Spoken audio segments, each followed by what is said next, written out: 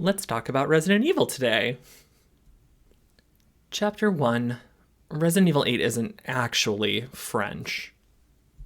I have to be totally honest with you, I'm listening to a lot of disco while I'm writing this, and something in the music just spoke to me and said to name the video Resident Evil 8 is French.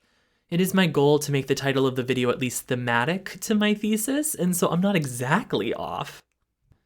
To be fair, I don't believe any Resident Evil is French, including Resident Evil 8, so please heave a sigh of relief.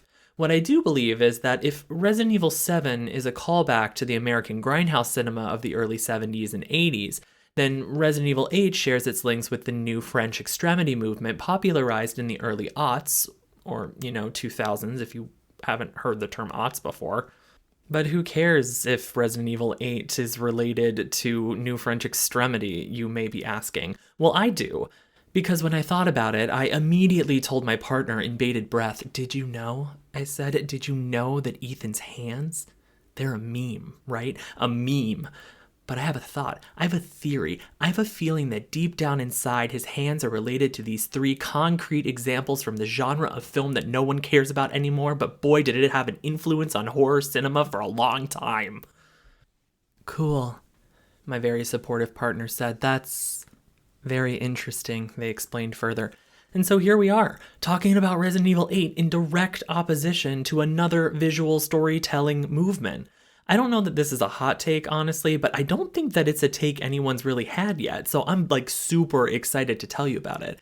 Plus, I really love talking about Resident Evil.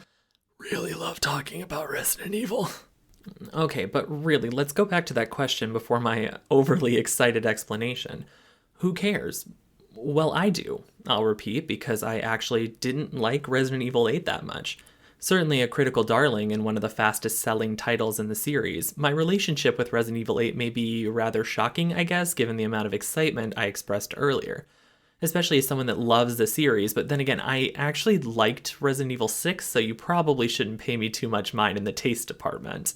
I am trying to time this video with the anniversary of Resident Evil 8's release, so hopefully the timestamp is somewhere close to it, and then it can haunt us at the same time every year. It's a gift that keeps on giving. I've played through the game several times now, trying my best to understand what it was about it that I didn't enjoy. The gameplay is great. Donna Bienvenito's portion of the game is one of the greatest horror experiences I've had in the last 20 years or so, honest. But overall, I found it lacking, specifically in what it was trying to convey with its story. It's a MacGuffin, right? Or a storyline in which we're trying to find an object, and that object will ultimately push the story along. Kind of like Resident Evil 7, except we're just trading women in this case, right? Both women literally being objectified, the thing we're trying to find. First your wife goes missing, and now your daughter. And well, maybe kind of your wife too. It's complicated. Poor Ethan, honestly, after having a bioterrorist wife lie to you, cut off your hand, and then force you to damn another woman to save her life with the only available cure around, I have a feeling there's some repression happening there. Maybe there's a reason Ethan won't give up, because the people in his life don't give him any credit. Well, at least not until he's dead. And while we're on the topic, just for the record, I absolutely abhor the choice of choosing a woman to save in Resident Evil 7. What a terrible game mechanic that absolutely trivializes women's lives as a narrative tool. But boy, did I hit that Zoe button so fast, I swear to God. Lo and behold, my surprise when I found out that that meant absolutely nothing.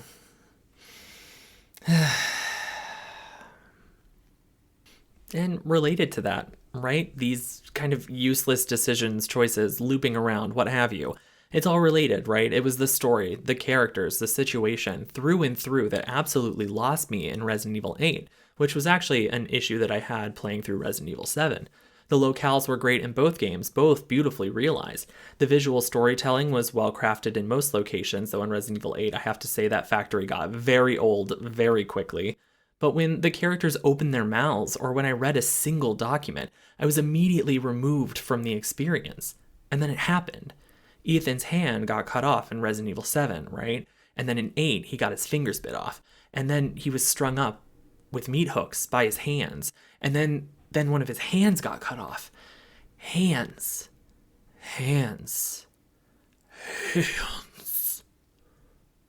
I even said it before, right? His hands became a meme. And honestly, some folks may tell me it's cheeky, it's schlocky, it's what Resident Evil is. And yes, the B movie runs through Resident Evil's veins, and strongly. But it didn't stick with me. I didn't laugh.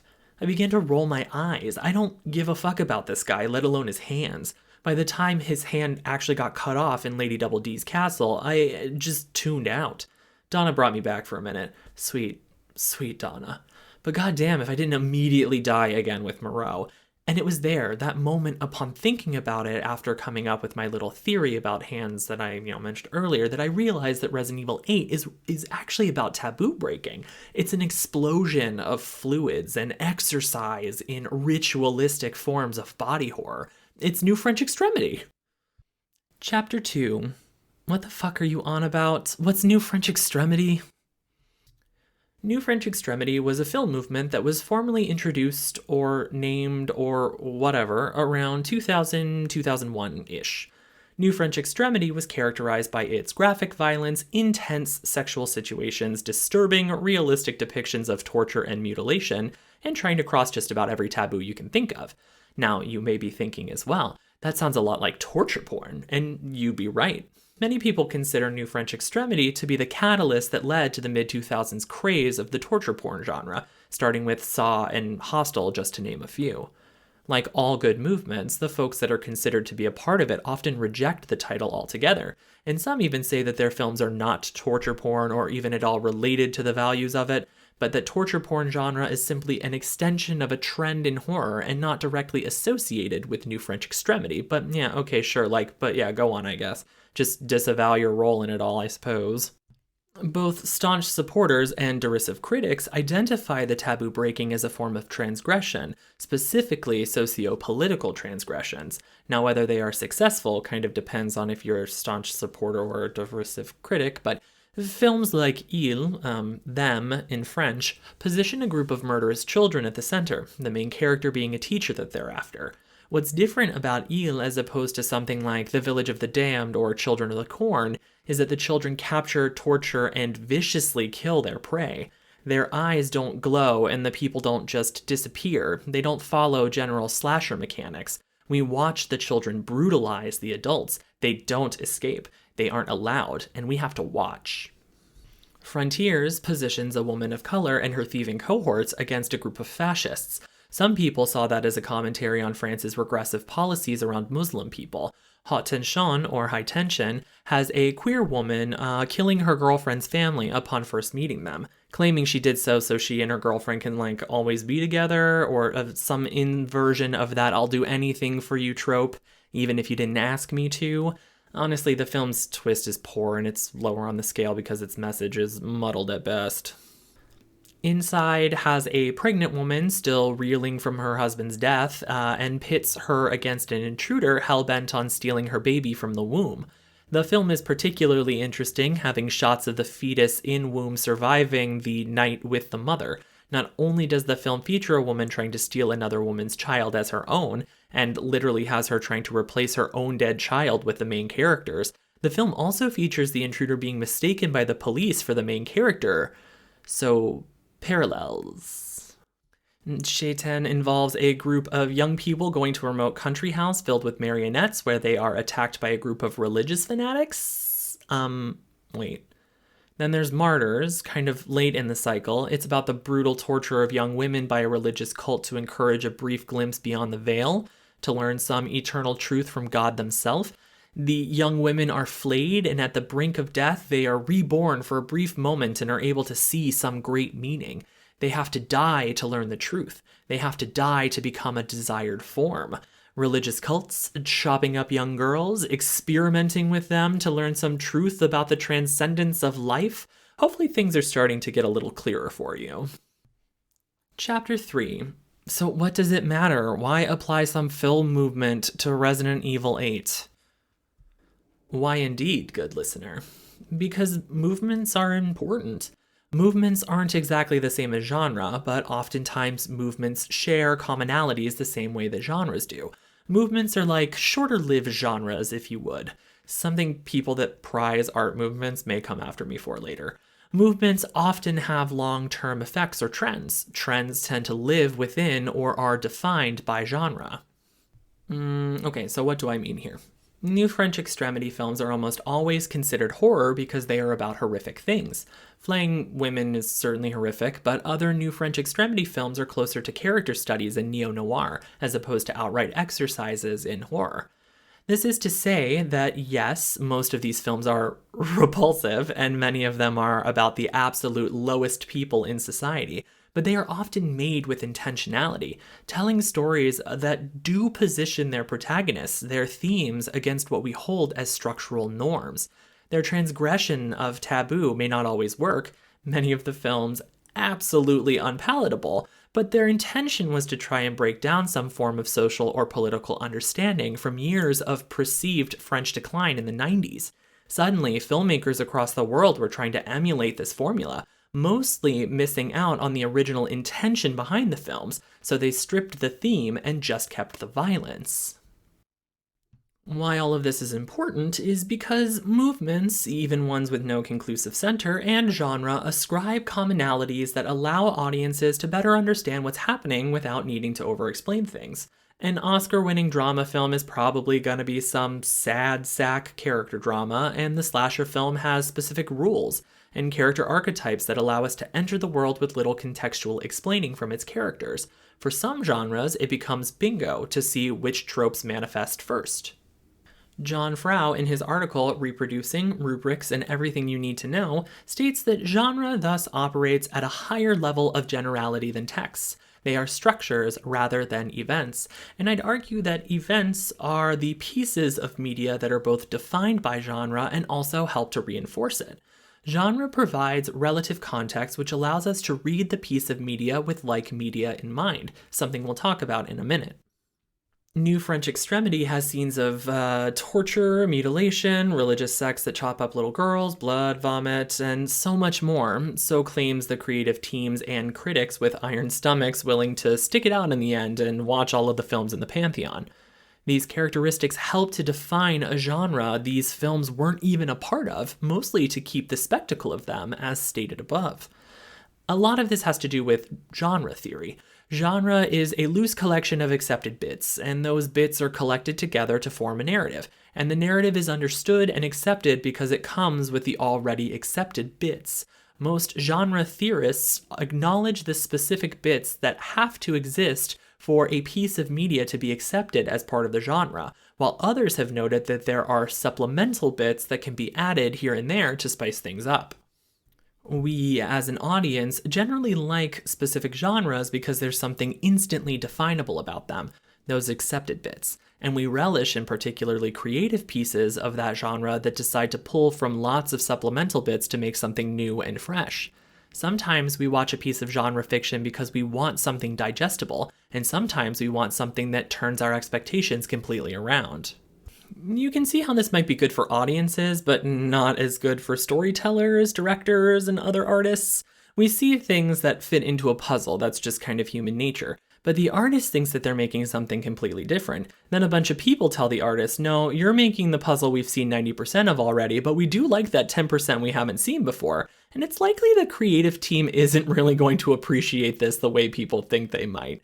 I have a theory this is why a lot of filmmakers attempt their best to shun genre because the association with like films makes it an automatic been there done that feeling when you first watch it, even if it's something completely new to say about the genre that's ascribed to it. Some genre theorists suggest that genre functions like myth, that a story archetype is told enough times that it becomes a canon, the way myths live in our collective cultural consciousness. Artists don't see themselves as part of a greater whole that ascribes meaning to a larger cultural narrative. At our cores, we want to stand out, even if we are informed and inform systems already in place. What French New Extremity did, as a movement, pushed horror in a direction that lasted for a long time. The torture porn genre took off with a new Saw sequel every Halloween for almost 10 years. At least 2 sequels to Hostel, horrendously gritty reboots of The Hills Have Eyes, Last House on the Left, every movie by Eli Roth, including being somewhat lambasted by Scream 4, easily the most violent in the series, I would say even to date, just having seen the new Scream.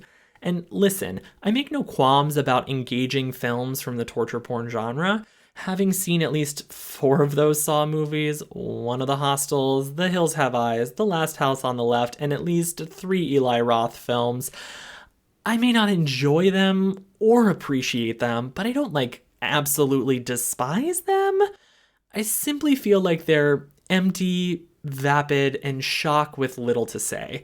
I think some people call those popcorn films, but no offense to me, popcorn films need to be fun, and I just don't find torture porn to be very fun. But a lot of people do, and hence the success as a genre. I would even argue that the effects of French Extremity had such a lasting hand on horror that it wasn't until prestige horror of the last 5 to 10 years that horror really started to move away from those unsightly applications. Because as horrible as some of those new French Extremity films truly are, they took the acceptable bits of their movement and arranged them to beg the question about those societal norms in a way that people hadn't seen before. That's why they defined a genre. They wanted you to think about why you were so comfortable watching the extreme violence. Torture porn just told you to enjoy the violence. One thing that I want to bring up here, finally talking about the hands, an accepted point of the genre, a simple transgression of the body, is losing something that you might have another of. In The Hills Have Eyes, directed by new French extremist Alejandra Aja, Doug, the husband, has several of his fingers cut off by one of the main villains. In Wolf Creek, an Australian survival horror film, Liz also has several of her fingers cut off before being told what horrible things the killer was going to do to her. Short film Disfingered has an office worker waking up every morning to find another of his fingers is gone. Trauma to the hands and fingers is actually so common that there's a TV tropes entry called Fingore. I love that, Fingore. My theory on this is because losing a finger is traumatic and scary, but you can keep going from that. Unless you're that guy in the Resident Evil movie that dies of shock after getting his fingers lasered off. I mean, come on, man. Some other people, got their entire torsos, lasered off. And I would like to point out that that movie did come out in 2002 and could very much have been influenced by New French Extremity. Just saying. What interests me here is that the trope is common, but it's truly become a meme amongst hardcore Resident Evil fans and first-time players alike. The number of times Ethan's hands are damaged enters the ridiculous, but it does follow an interesting pattern, the same thing that the films do. It's often only a few fingers or one specific wound to the hand.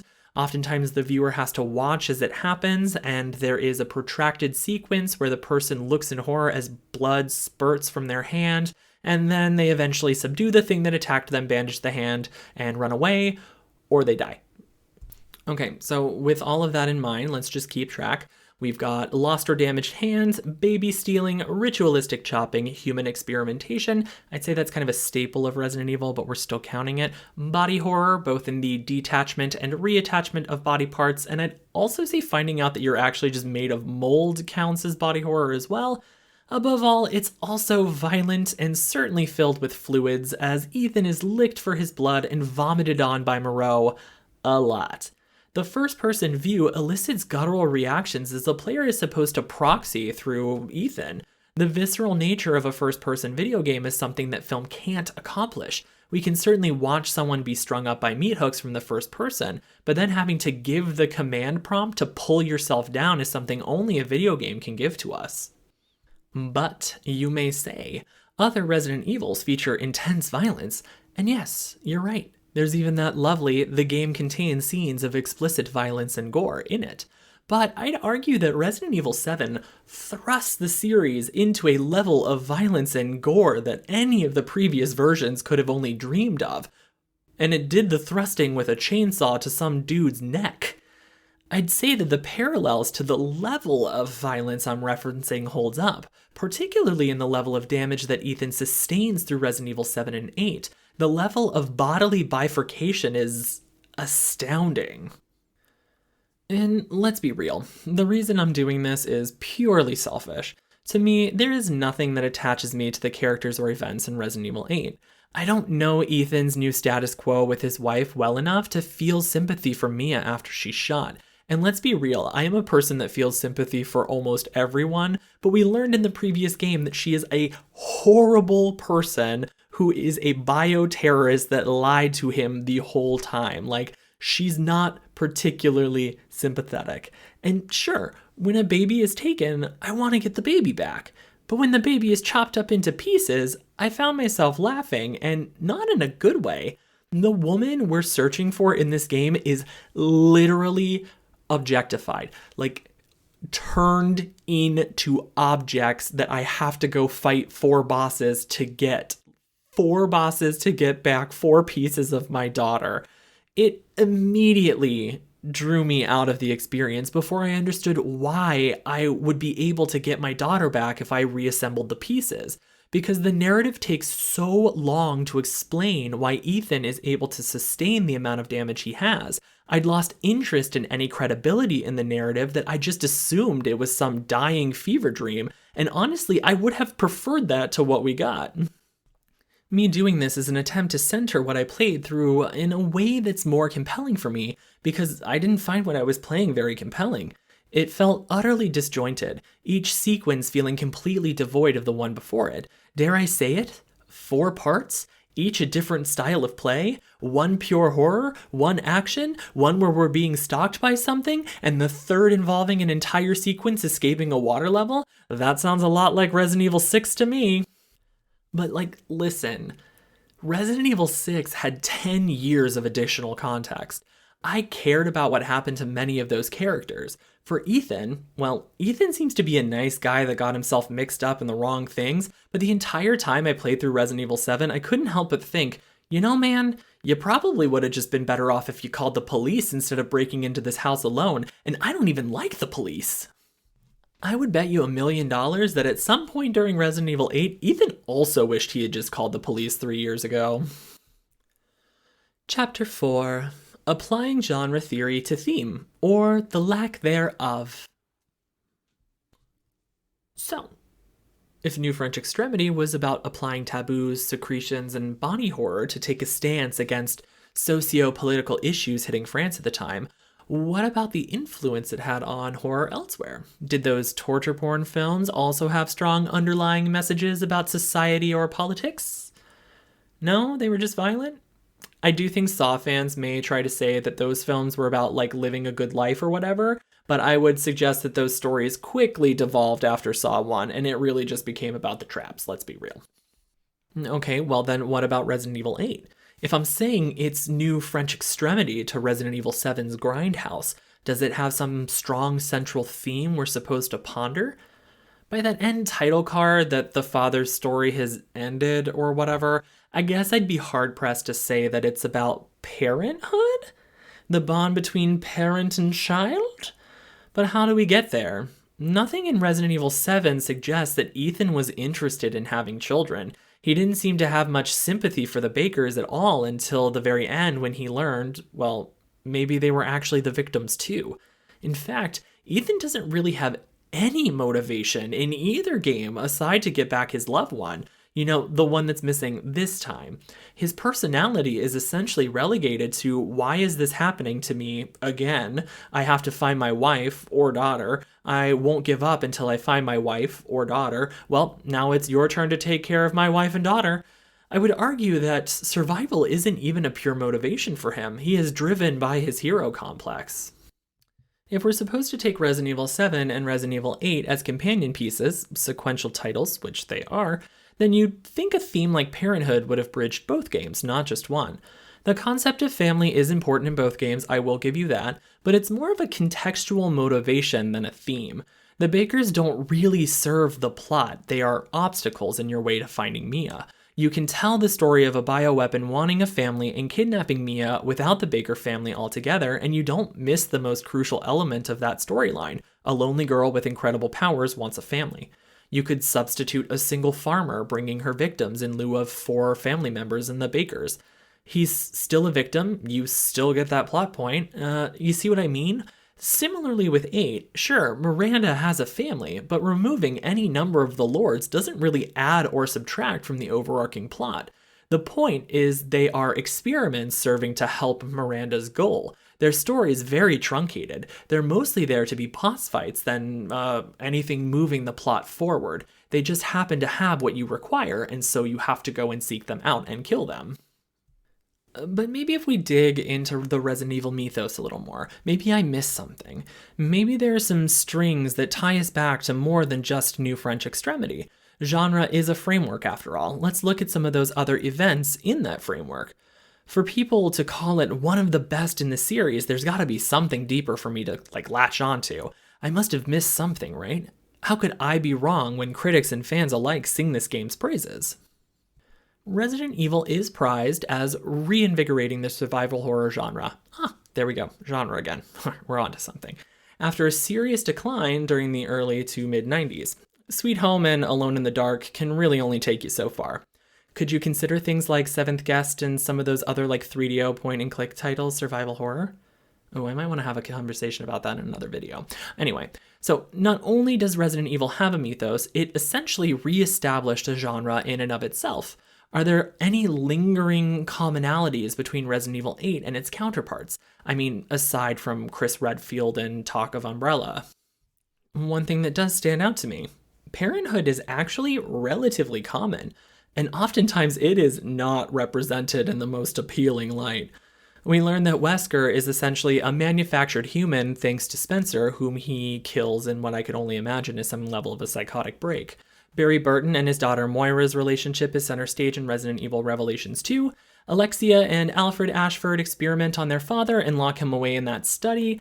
William and Annette Birkin are neglectful parents that end up nearly killing their daughter and infecting her with the G-virus.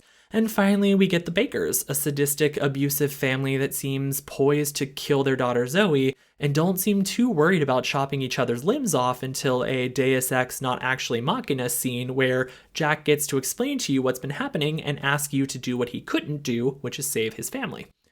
Even Lady Dimitrescu has daughters, but their relationship isn't particularly well defined. She does care about them a great deal, it seems, enough to lose her temper when one of them dies, and then another, but her arc is so short, her death so soon, that the deaths of her final daughter, and when she actually dies, we don't really get to see or understand her pain in a way other than, you killed my daughter, so I'm gonna kill you now. What's interesting is she doesn't get any more aggressive towards you after you've killed all of them. She seems just as happy to skulk around the same pace, making sure you know she's coming for you by screaming, "I'll get you, Ethan."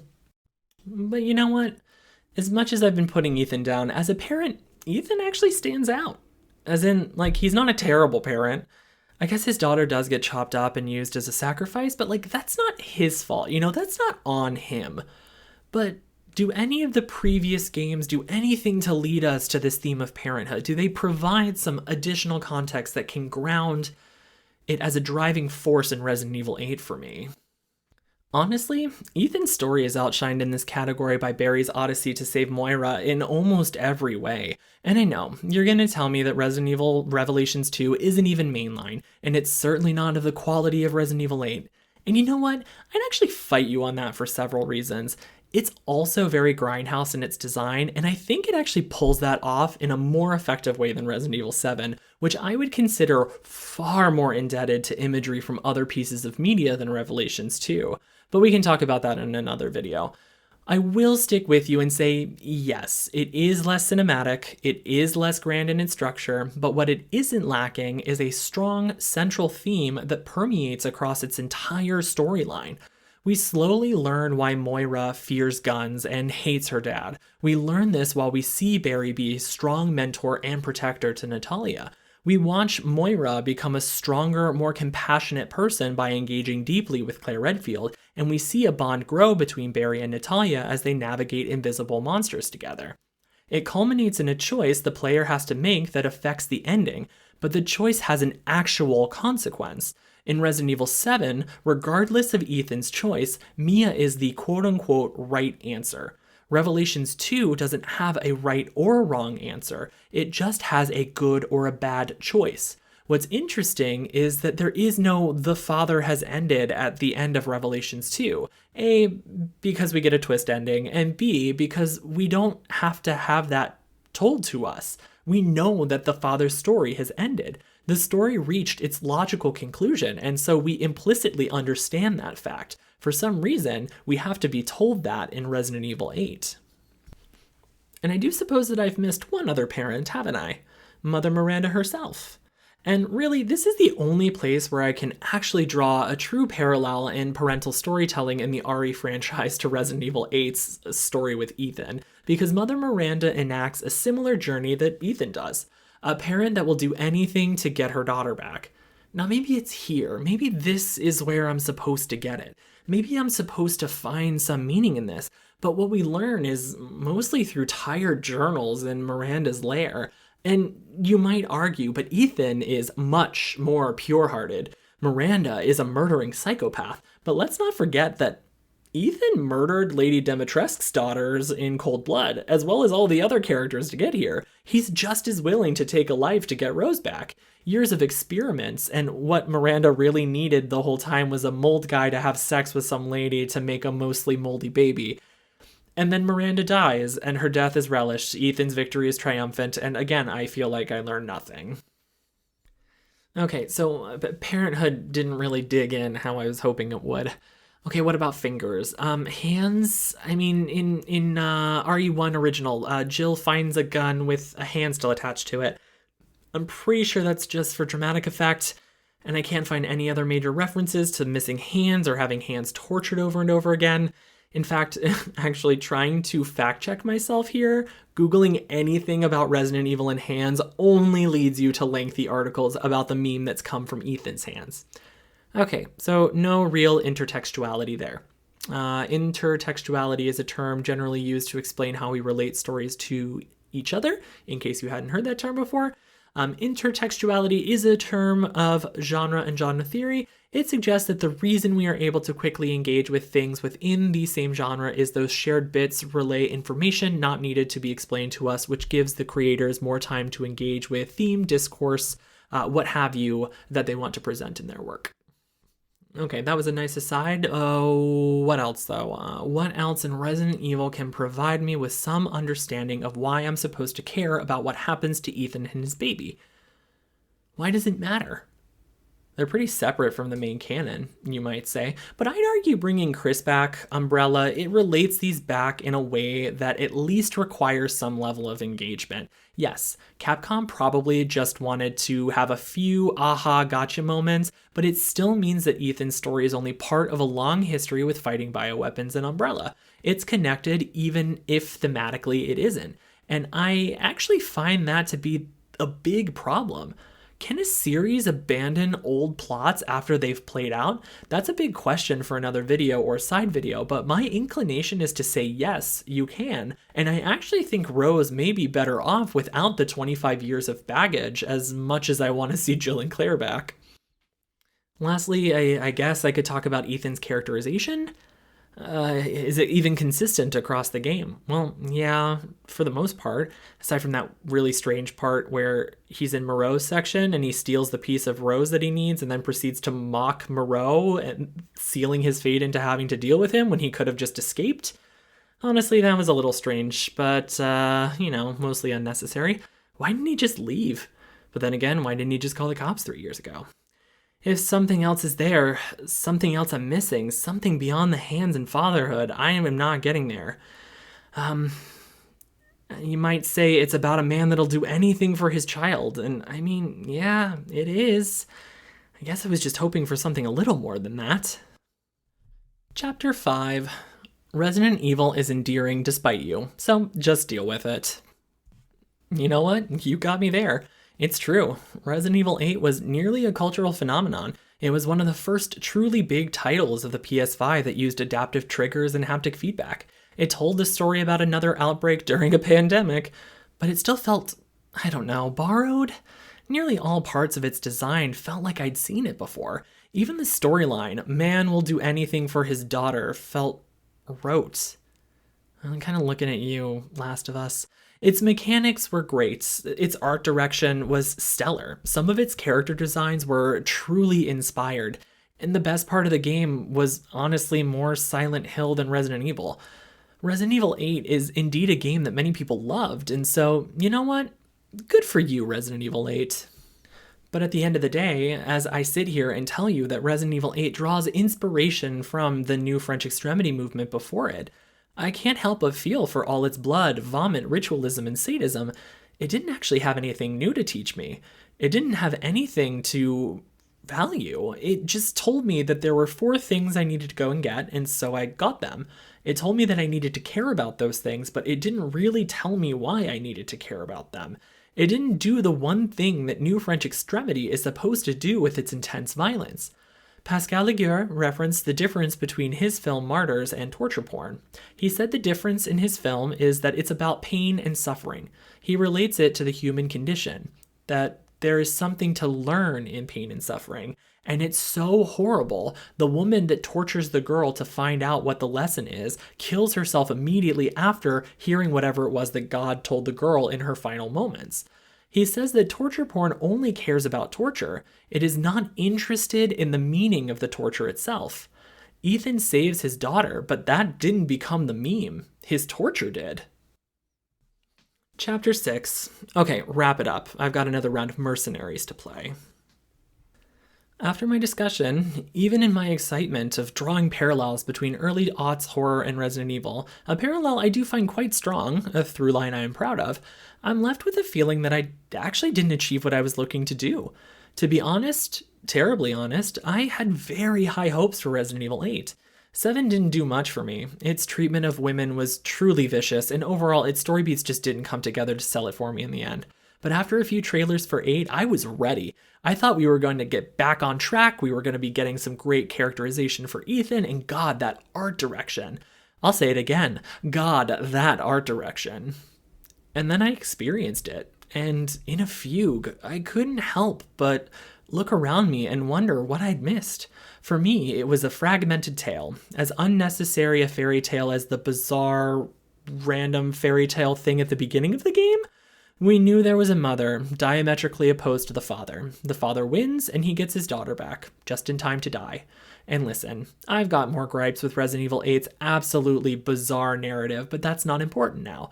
If we want to talk about it a little bit more, I'm happy to have a less structured conversation around it in a different video, but I've got to draw some conclusions and bring this video to a close.